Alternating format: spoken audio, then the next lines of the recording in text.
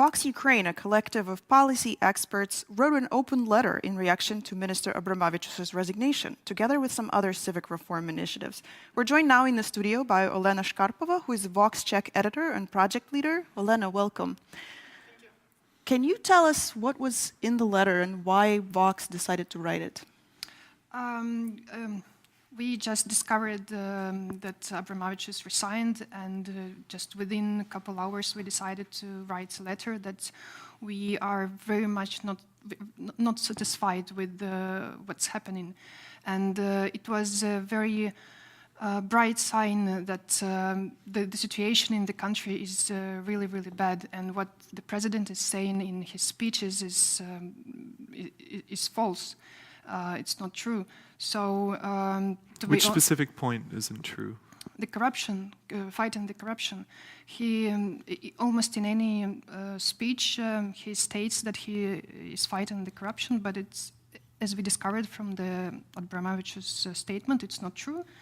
And we were very angry, I would say, with this statement, and we decided to support him, and not just him, but all the people that work for this country and devoted their lives.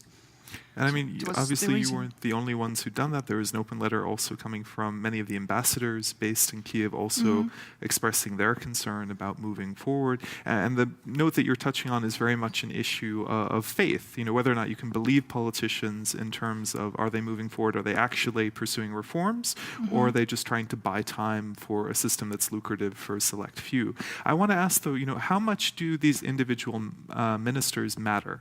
Because when we've been talking recently, people have been pointing to specific figures that, you know, joined the government at a time of optimism, who'd resigned. Some of them have returned, others have not. How much do these individual personalities matter when it comes to reform in Ukraine? I think that Ambromavicius is crucial, that the personality is crucial. He has made so many things, very important things, and also Natalka Yeresko and many other people, also deputies of Ambromavicius, they're really important. It's not just the people that are doing. So what is one thing that Ambromavicius has done that you would point to and say that this has been progressive? He has changed the procurement system. He launched the system ProZorro. Well, I cannot name all the reforms that he made, but he started so many initiatives, and also in the state companies, which is really, really important.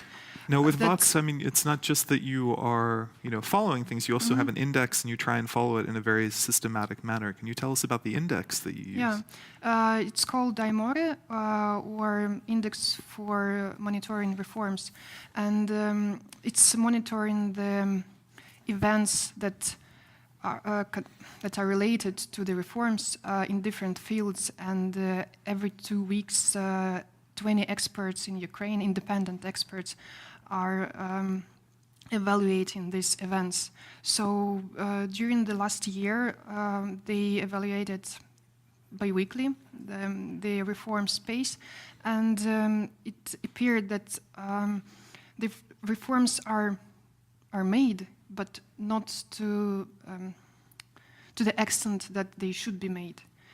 So the index was, all the time it was below 2, but it has to be more than 2 in order to the reforms to be successful. And when it comes, you know, to your colleagues, the people you're working with and yourself, I mean, do you believe that Poroshenko is obstructing reforms at this point? Yes. You mean he tries to stop them?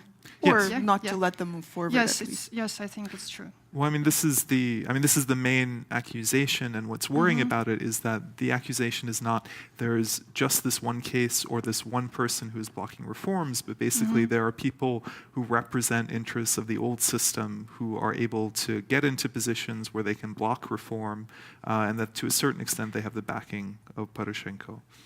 Yes, kind of, but I think that what we've seen is that Prime Minister and the President are together responsible for what is happening. So they have to take responsibility as politicians and the leaders of this country, and to make certain steps to fight the corruption.